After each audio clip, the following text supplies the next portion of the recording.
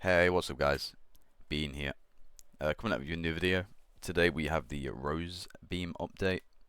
As you can see down here, it is now unfortunately sold out, so if you manage to get one, good job. If not, unlucky.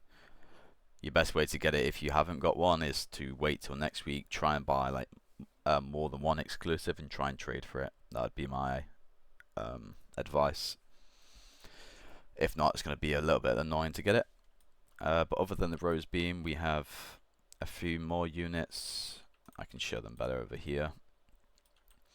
We have the Lil Stump with the stats on screen, Spore Fang with the stats on screen, the Tika Tower with the stats on screen, and the Seed Mech with the stats on screen. So there aren't many of them in the game. If you're looking for a way to do that, just go to my previous video where it shows you how to basically cheese it with the money tree. You can just build up a bunch of value and just do it that way. But yeah, let's get on to the video. Just a few questions for some people that have been asking. This update hasn't had any nerfs or buffs. It's been confirmed by the devs. So all of these changes that you see on these units, like this, for example, this was 3000 DPS, it's now 2500. That hasn't been nerfed, that's just what the DPS was. It just wasn't correct at all. You'll find with a lot of units that they bring out that the DPS isn't actually perfectly correct. Like this DPS now of the Hell Root, you can see this is the best unit in the game.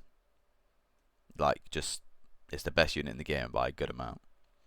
But nobody would have thought that last update. They now think because of that big DPS that it probably is and it got a buff. But yeah, nothing's been buffed and nothing's been nerfed. It's just all been, the stats have been correctly placed. Some things still are wrong. Like, I believe the petal ray is still wrong. And a bunch of other units, but that's fine. So, let's get on to the tier list. And there's also an issue with the Rosebeam as well. This unit is very good, so if you've got it, use it. But there's also an issue where if you stun somebody, or when the unit stuns, because I believe this unit stuns, it will just stop attacking the unit completely, which is really bad, and it lowers the value of the DPS a lot. I don't know why they've done it, but they need to sort it out as soon as possible. But anyway, let's get to the tier list. So, me and a bunch of other people in Discord have been basically calculating, because the game keeps saying the wrong stats, we've been calculating what the best like units are. And the best unit in the game is the Hell Root. So you've got the Hell Root at number 1. You've got the Venus Flytrap at number 2. You've got the Dual Blaster Bud at 3. The Juggercorn at 4. Bloodvine at 5. Petal Ray at 6. Blossom Barrage at 7th. Beehive at 8th. And Mango Cluster at 9th. And then at 10th we're just throwing Big Mushroom, but we don't actually know. You'll still see that I have the Blossom Barrage high up. That's because you can place 3 of them, and I just think the value of the unit isn't just because of the DPS. For example, you can place 5 Juggercorns down, but you can only place 20 units down that are limited anyway. So you want basically the units that are super high in DPS, like the Blossom Barrage and the Dual Blaster Bud, but you don't need to place as many of them to get that max DPS. Because this DPS that I've just read out, the order is based on their maximum placement. So, yeah, the Hellroot's the best. You'll see I've got the Rosebeam up at 3rd. That is just at the moment a educated guess, because nobody in the game knows exactly where it is yet until it's been properly calculated by just either me or other people in the game. Because again, they keep bringing out the wrong stats. It's a very good unit, so if you've got it, I would definitely use it. Again, the only thing I'd say is be careful, because the DPS is wrong, because when the unit stuns, it just stops attacking. I don't know if it's meant to be its actual, like, I don't know if it's meant to do that or what, but It does also have the highest range in the game, other than the Beehive and like the units that don't have any range. But yeah, just be a little bit careful. But if you got it, use it. It's still extremely good.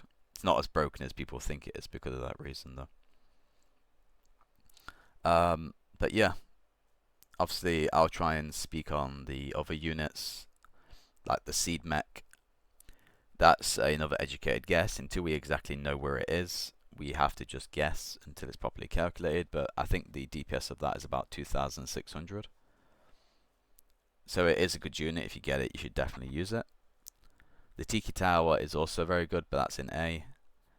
And everything else in S has not been swapped. It's all just been reordered based on the DPS, and then the support units at the end are just good everywhere. So if you have any of them, they're usually good in every map, in every mode, in my opinion. In A, we have the Tiki Tower. That is the second best new unit from the survival that you get. I think it's very good as well. I think it's about around 2,000 DPS. Yep, just checked on the screen. So it's around 2,000 DPS with 40 range. So it's quite a bit worse than the Seed Mech, but not by a crazy amount. And then nothing else has really changed in A. Obviously, you got the Raffle Seer, which is really good in Endless if you're trying to get to leaderboards. You got the Spore Thang, which is quite a bit worse than the other two. That's on 1,600 DPS for 24 range, so it's about in the middle of A. The Electro Leaf I've now added because I forgot it in the last update, but